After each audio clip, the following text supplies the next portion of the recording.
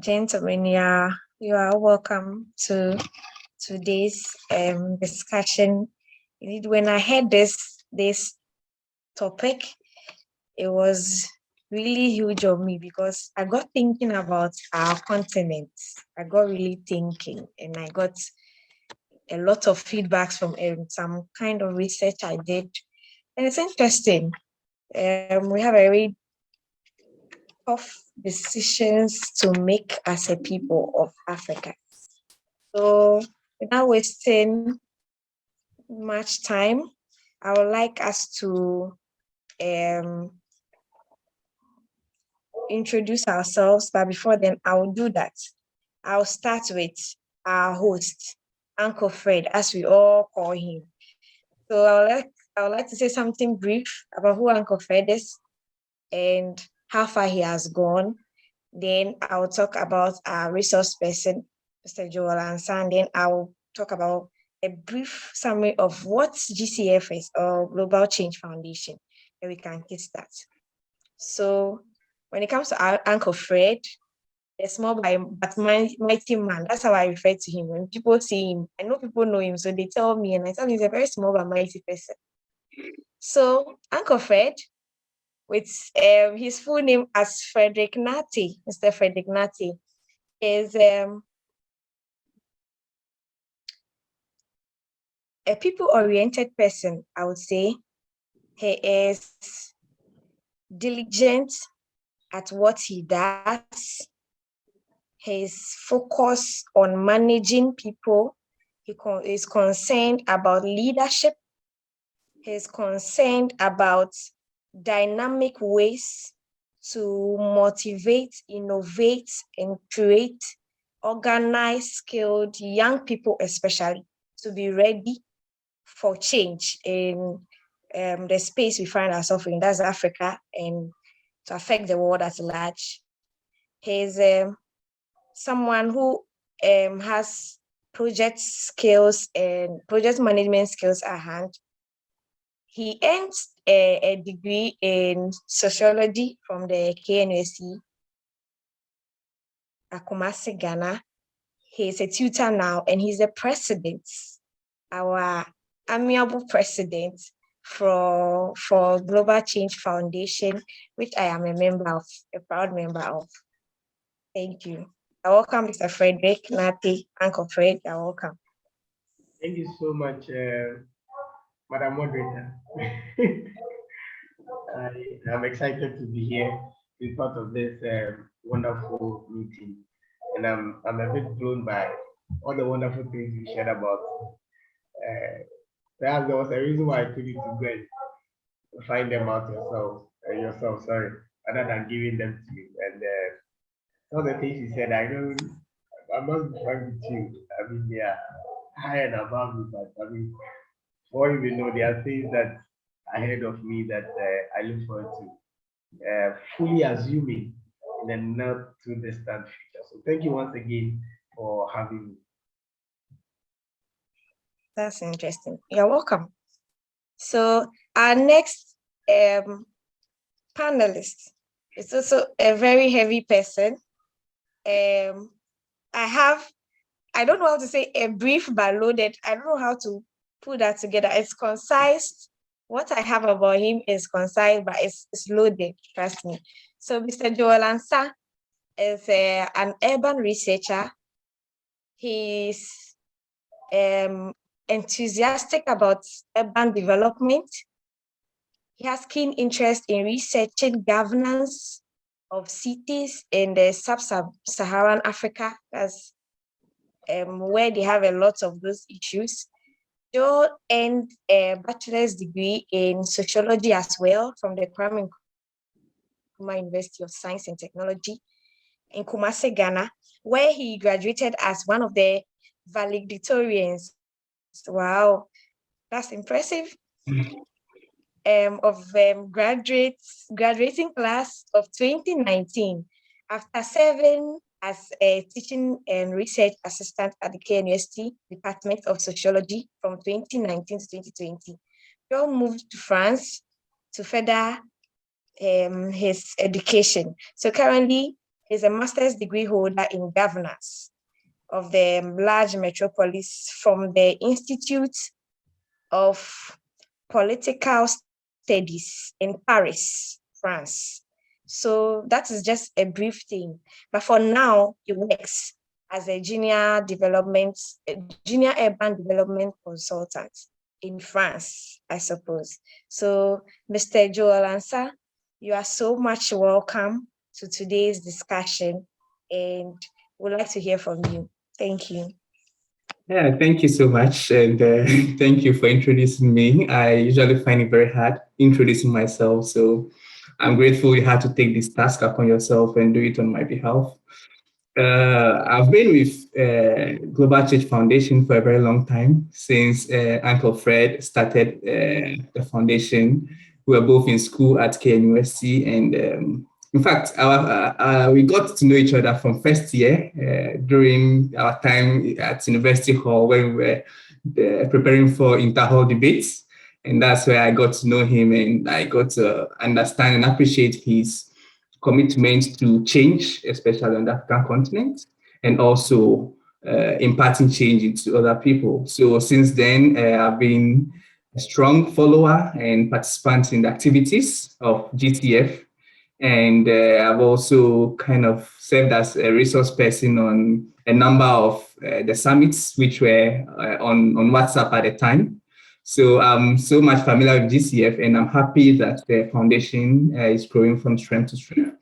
And also very much happy that this conference or this online session has also been instituted, which is actually looking at very key issues that are happening on the African continent that we'll be deliberating about today. So I'm happy to be here, and I hope we have a fruitful discussion.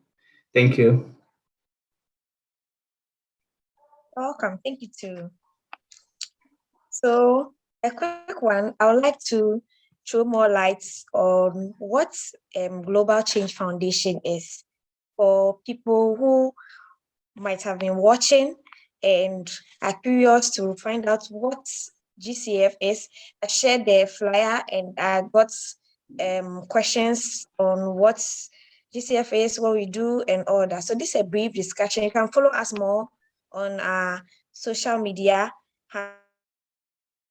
handles. I'll share later for us to get to be acquainted with the great move that has started. So Global Change Foundation is an organization with an inspirited mandate of raising and empowering agents of change in every sphere of society. So in the sense, it's global. As global as it is, we are not limited to being in Ghana, Africa, West Africa, or just our continent here. We are looking at society at large. That's why every aspect, every sphere of wherever we find ourselves on earth matters. But today, we start in Ghana, in West Africa. So we start with home first. Our discussion will be based on home, that's Africa. So those that will be watching, you are welcome to our virtual space, Global Change Foundation, and we would like to interact with you more and more. Thank you. So we'll move forward, fast forward. We have some big challenges that I have realized. We have all come to terms with this as the years go, and I have categorized them in 4 categories. So today, my panelists, I hope you are all abreast. So to help me answer some of these questions and how to forward with our opportunities that we look at and we don't really know how to utilize them. So we will start with economic questions based on our economy and everything that has to do with our sustainability as a people, Africa. So please, with your permission, can I forge forward? Can I move on? Yes, please. Okay, thank you. So our viewers, I'll advise that we will all relax and then follow the discussion. Thank you for joining.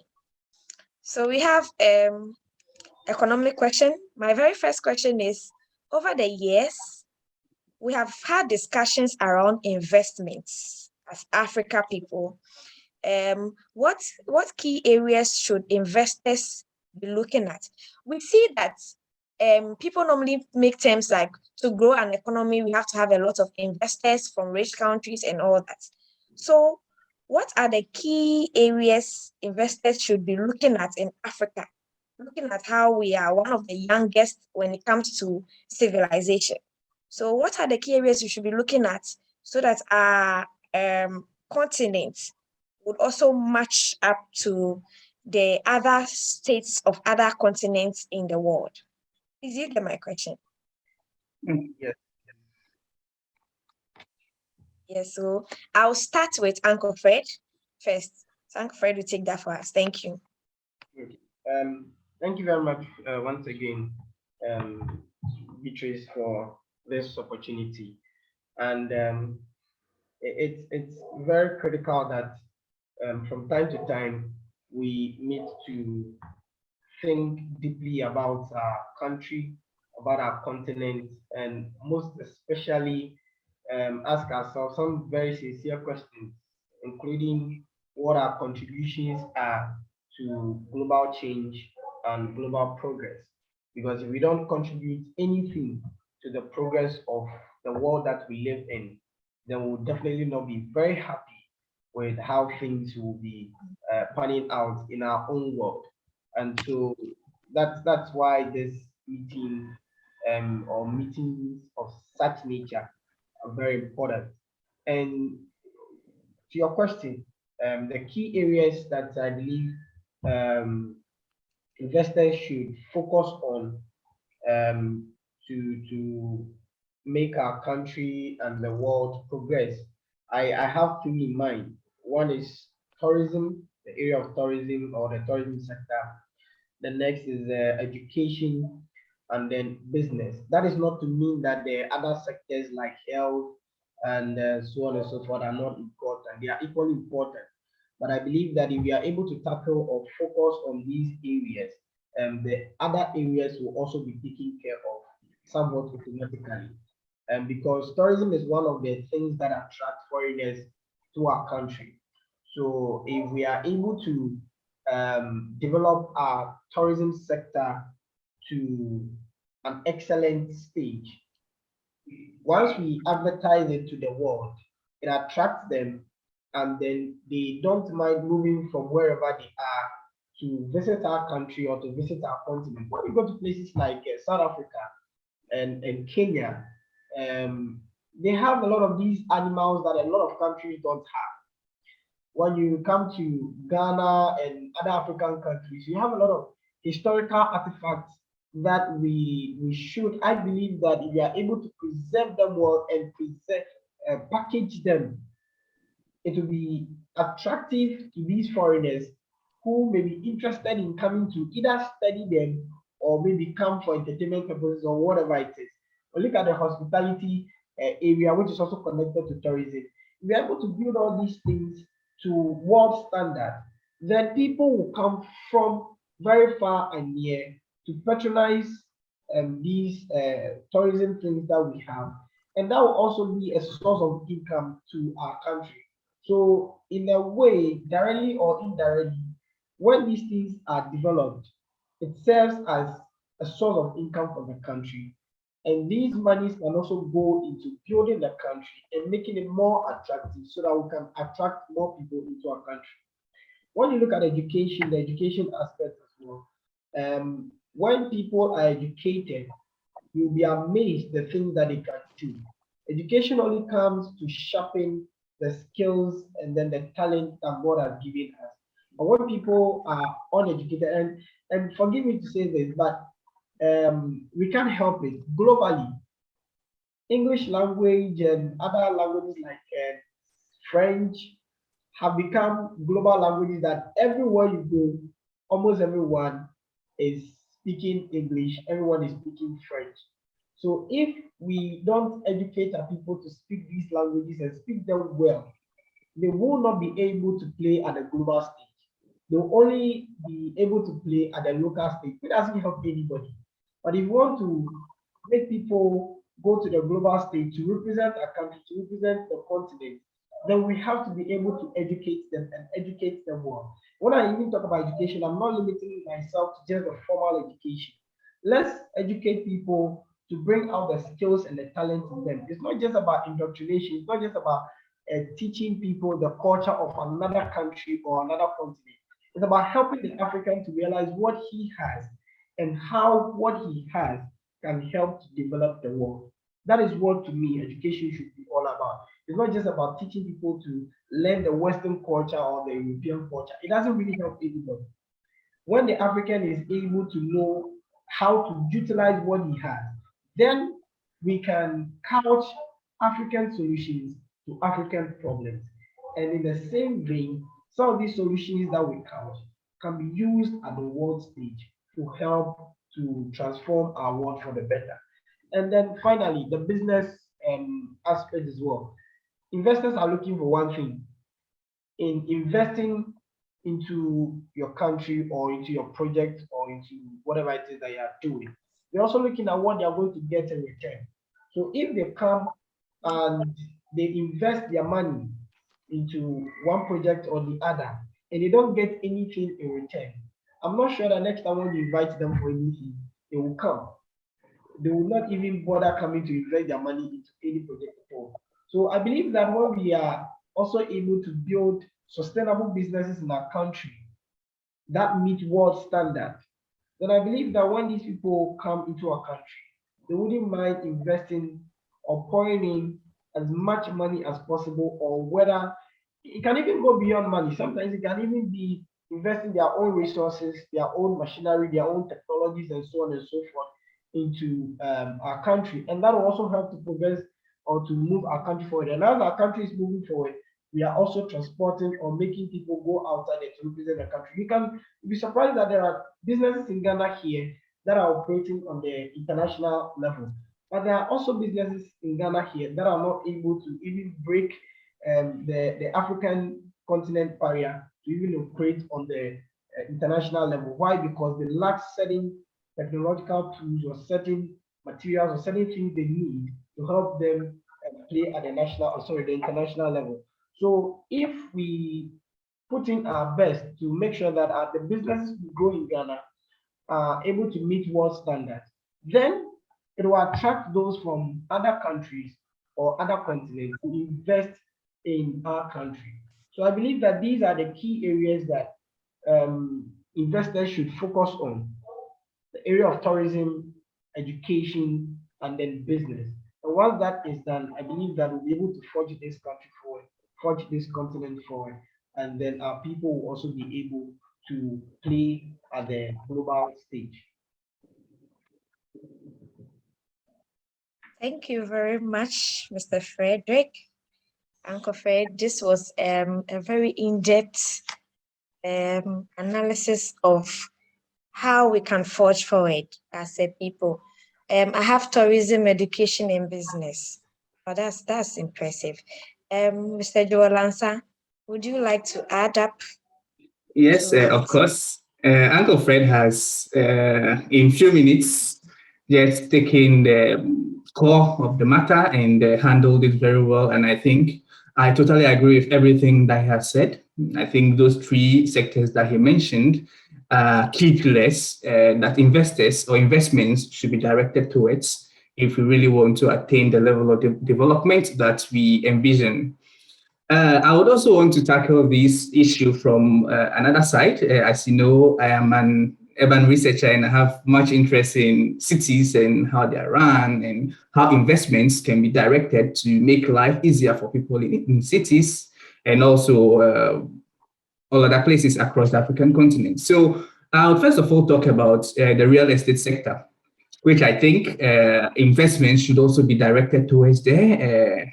Very much, because when you look at Africa, Africa has a growing population, and the rate at which Africa is growing is faster than the rate at which many other continents are growing. And aside from the growth in population across the entire continent, we have fast urbanization happening in cities of Africa as well. And in the coming years, the rate at which African cities urbanize would outpace the rate at which any other continent urbanizes. So this will create major issues of housing, of major infrastructural issues, if I should put it, of which housing is a key one. And so to kind of think ahead, be visionary, and then try to direct investments towards solving issues of housing, real estate sector could be a very important sector that investors, both local investors and international investors would want, or who would want to bring to the African continent to invest in our countries could look at. Not only would it have great returns on investments for these people, but also it would be solving very important social need, which is provision of housing. So yes, the real estate sector is very important to invest in, and I think these are some of the promising. This is one of the promising sectors that investors should actually look at. And yes, in the next few years, in the next few decades, there will be high demand for housing in African cities. Aside from the fact that we are fast urbanizing, Africa is also having a very growing middle upper class. So we are having a developing middle class society, and then inside the middle class also, we have the lower middle class and the upper middle class. Over the next few decades, the upper middle class would also enlarge, which means there will be more need for the consumption of housing. So real estate sector should be a place that people should look at. Then also a very important sector that can serve as a pillar for our African countries is agriculture.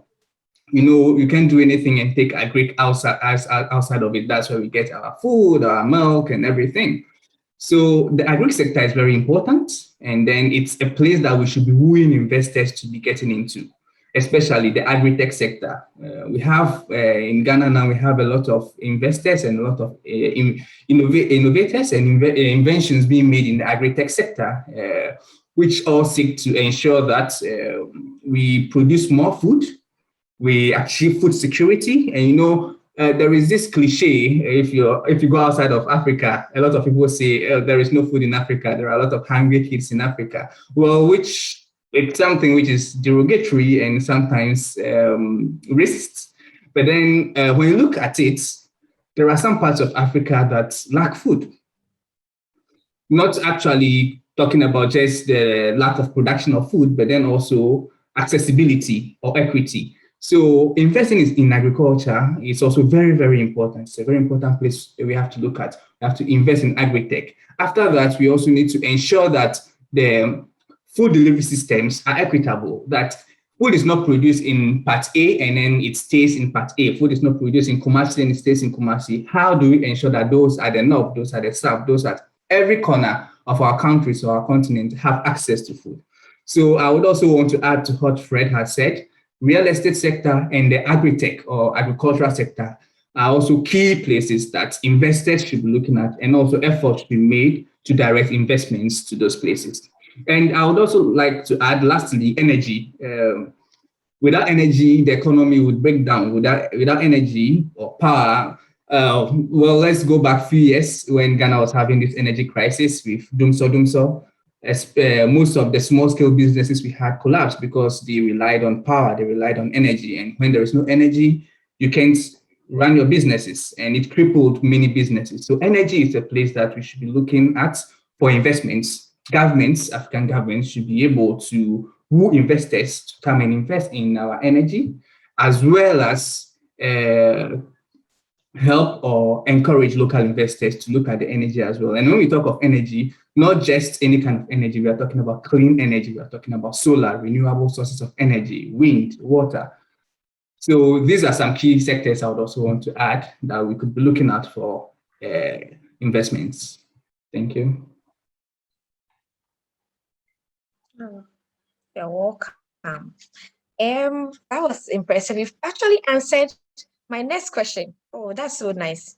Thank you very much. So I have my next question here that says, what are the key areas of opportunities to capitalize on for Africa's development within this rising pace of our economy?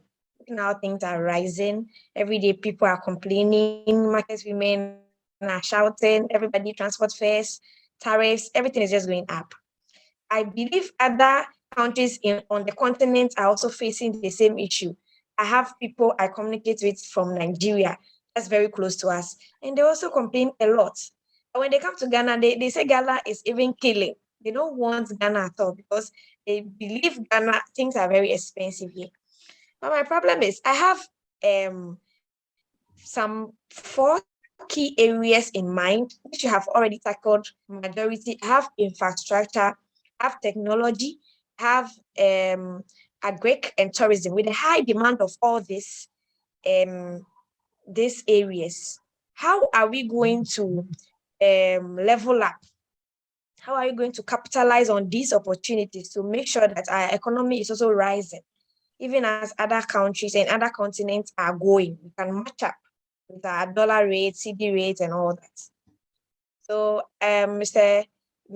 Joel Answer, you conclude on that for us. And if Uncle Fred has any other additions, he will do that quickly. Thank you. Yeah, so it's very interesting, the key places, the key sectors that you mentioned. You mentioned infrastructure, you mentioned technology, agric and tourism. And I think there are opportunity. These are opportunities in themselves that we have to look at. And these sectors also have opportunities that we need to capitalize on. You know, infrastructure is infrastructure. It's like you can't develop without infrastructure. You can develop with that infrastructure. So I think it's a very important place that or sector that we have to look at.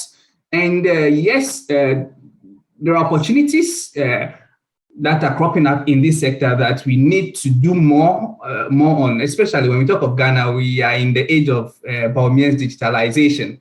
And many people do not actually see the need for it now because they are like, well, we are broke, we don't have a lot of money, and you are talking about Ghana card, you are talking about linking our Ghana card to our this, our that. But then that's a form of infrastructure. And you know, when you look at most of these developed countries, they have these systems, they have these digitalized systems that in the long run makes it very easy for them to run their economy because when they take your card, they have, in some cases, they know everything about you, they know your banking record and all those things, which makes it easier for you as a person for your credit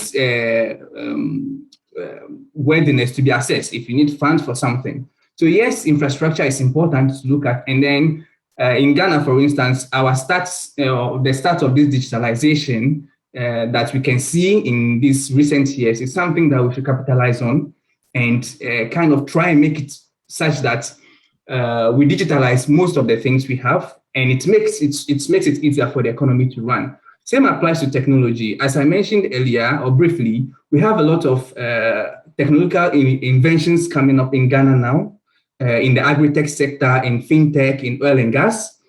Most of these are from local investors and inventors, but then these also provide opportunities that we have to look at. We have to ensure that we give these people tax holidays or tax rebates. We make it easier for them to procure inputs that they use for their inventions and all those things.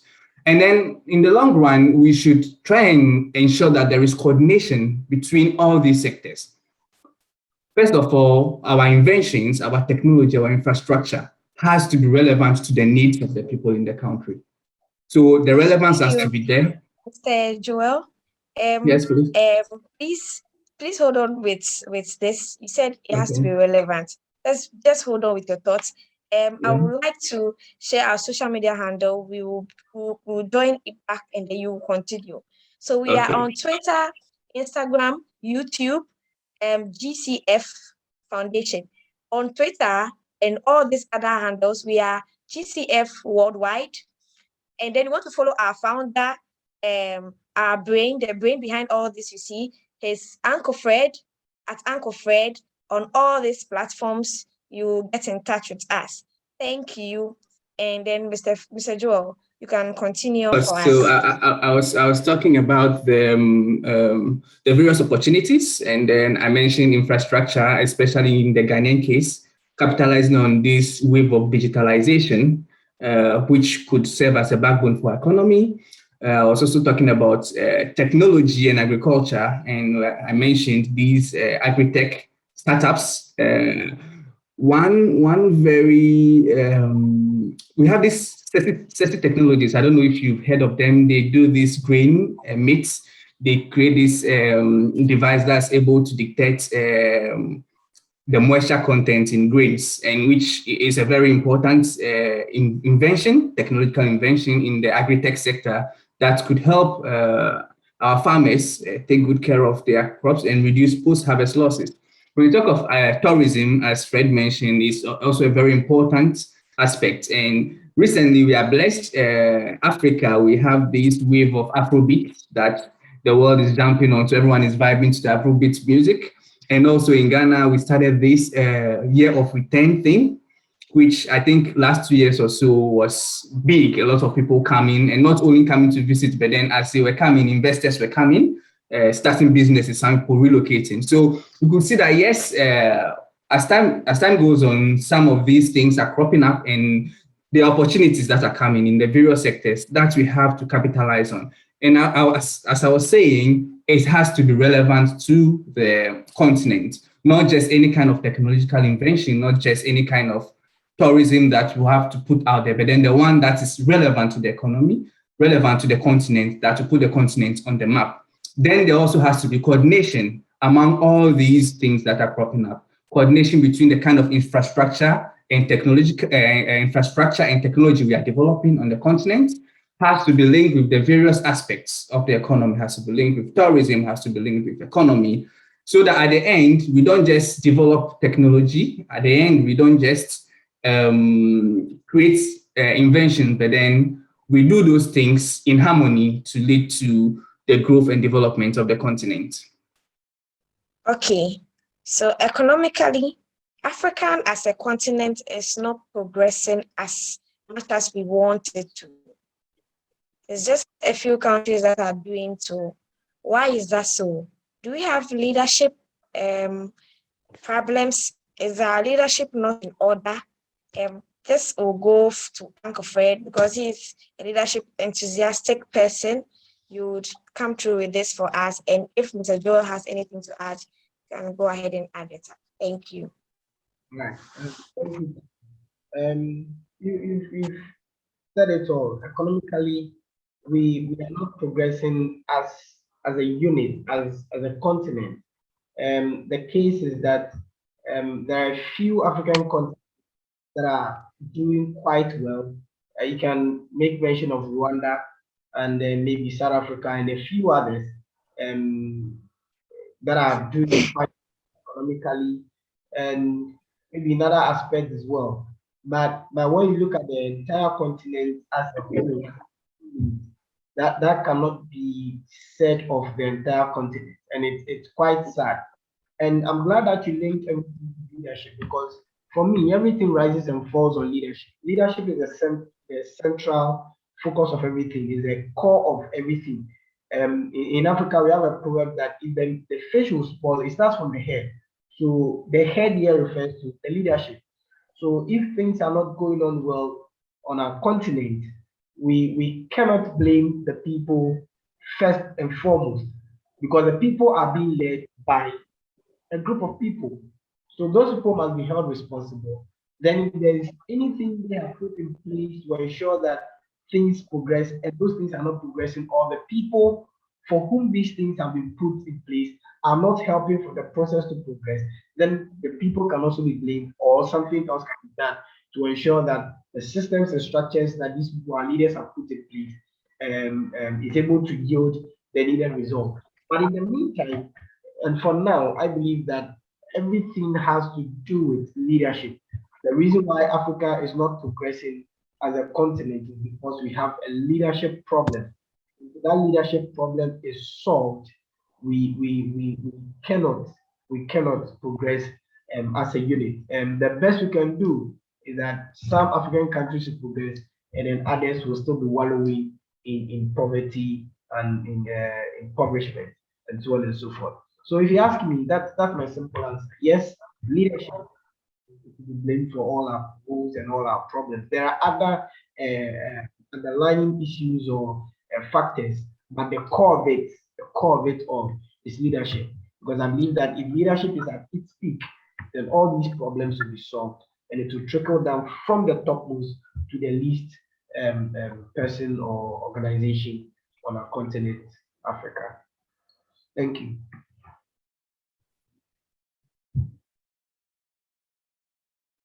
Okay, welcome. That's impressive. I have a question on the leadership, but let me hear what Mr. Joel has to say. Then we conclude. Oh Thank yeah, you, Mr. Joel. I, I, It's over I, to you. I totally agree with Fred. Leadership in Africa um, has been the source of our woes since independence of most of the countries.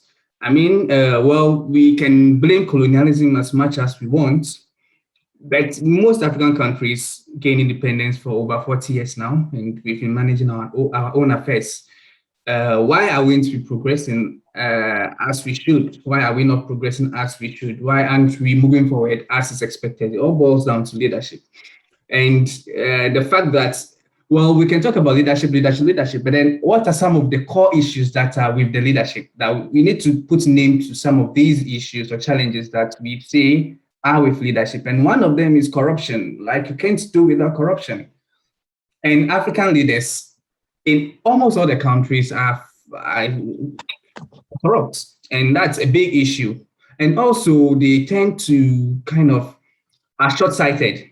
Seriously, African leadership is seen to be one which is myopic. We just look at the immediate problems. We don't have long-term solutions for the problems we have, and all those things can be attributed to leadership. So, as Fred said, if we do a complete overhaul in how we look at problems in Africa, in how we lead in Africa, in how we tackle problems, in how we intend to build, we until we do that, we wouldn't be able to progress. So yes, we have to look at the leadership. We have to be more transparent. We have to be more coordinated in our attempts to develop. We have to be more intentional about what we do and not just seek power for our own pockets and those of our immediate families. So yes, I agree with Fred. We have to look at leadership and change the leadership first, and then any other aspects would see growth. Thank you very much. So change the leadership first, and in that aspect, we will see growth. This one, I pray divinity comes over it so that the whole leadership of Africa can receive some amount of change we want. If God does not come in, what's the future hold for some of us who are now rising? So thank you for your thoughts. That